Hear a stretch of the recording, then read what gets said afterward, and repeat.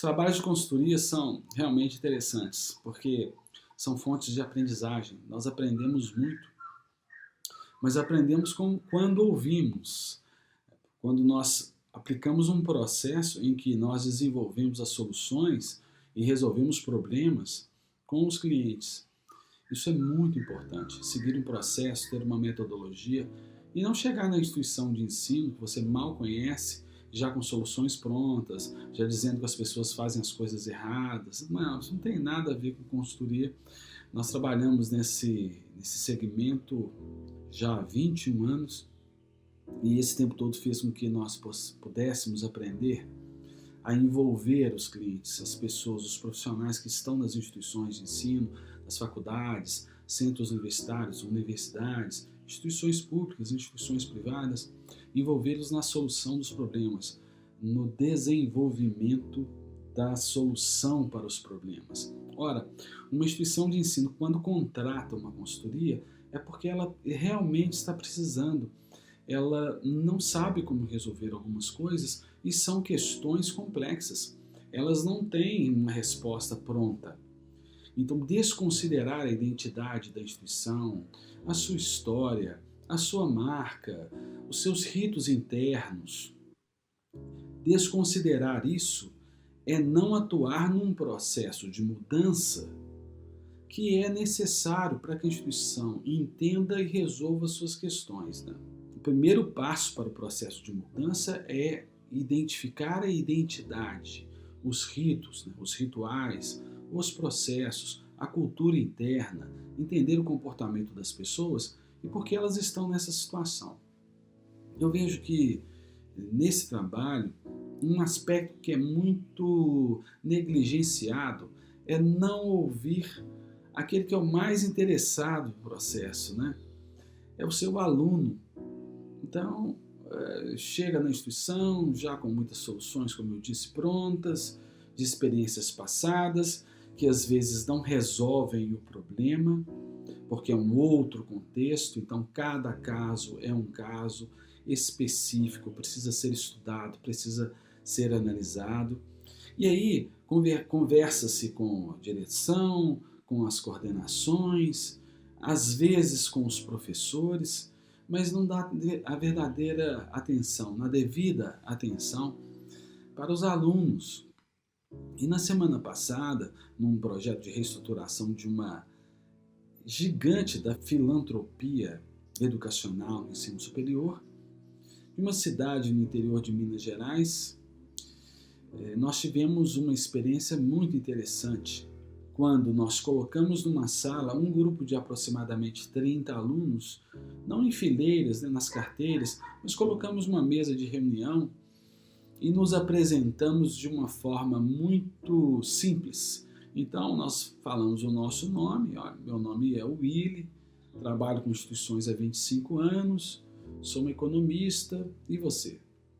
E aí passamos a palavra para cada aluno, para que ele se apresentasse também de uma forma simples. Esta simplicidade, a ideia de não criar um argumento de autoridade, fez com que a reunião ocorresse de uma forma muito espontânea. E aí nós íamos anotando o nome de cada aluno, pegando sempre um time, né, uma coisa engraçada que ele falava e fazendo alguns comentários agradáveis, né, sobre a condição do aluno, e corremos a roda, né, os 30 alunos. Isso criou um clima muito agradável de empatia e de identidade. E depois dessa rodada de apresentações, e brincadeiras e conversas amistosas, nós perguntamos para eles, fizemos duas questões que foram cruciais. A primeira era: o que você mais gosta aqui na faculdade? O que é mais legal? E aí eles responderam, todos participaram de uma forma voluntária, mas a participação foi muito efetiva, quase, acho que todos participaram. E a segunda questão foi: o que não é legal? O que vocês não gostam muito aqui, vocês sentem que não é legal em relação à sua experiência aqui como aluno da faculdade. E as contribuições foram riquíssimas e ocorreram de uma forma espontânea, numa conversa normal e a gente ia anotando. Eu trabalho sempre com um caderno em branco, eu vou anotando as coisas, colhendo as respostas dos alunos, comentando sobre as respostas, né, e falando também na minha época como funcionava, o que era legal na minha faculdade, o que não era legal. E isso criou uma identidade e funcionou mais do que algumas técnicas de prospecção, de perspectivas do discente, como, por exemplo, focus group ou mesmo questionário estruturado, que é um instrumento aplicado pela maioria das instituições de ensino para saber um pouco o que o aluno pensa. Veja, hoje em dia é muito importante você ter isto em mente, conhecer mais o seu aluno, saber o que ele pensa sobre o serviço que você oferece, e não só em relação à parte acadêmica, na sala de aula, mas a experiência do aluno como um todo. Nós aprendemos demais quando nós ouvimos os alunos e anotamos as suas respostas, buscamos um aprofundamento em relação àquilo que ele diz de uma maneira amistosa, não de uma forma acadêmica, mas informalmente, como se fosse uma conversa entre amigos, mas uma conversa técnica, anotando.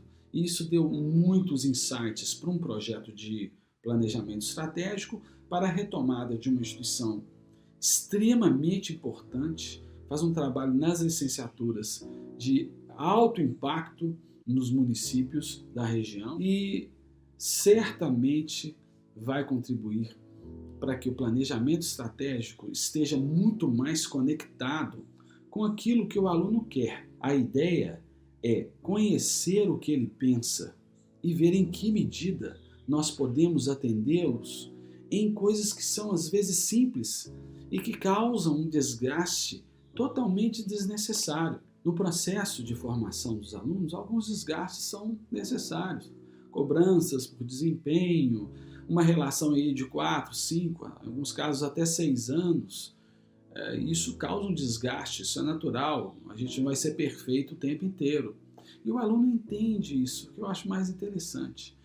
Mas alguns desgastes são absolutamente desnecessários, podem ser evitados. Um excesso de burocracia, uma taxa um pouquinho mais alta que é cobrado, uma demora numa resposta para um pleito do aluno, a falta de alguns serviços que o aluno normalmente recebe de outras empresas com as quais ele estabelece conexões, por exemplo, serviços mobile. Enfim, a gente colhe essas impressões e melhora o nosso serviço, melhora a experiência para o aluno.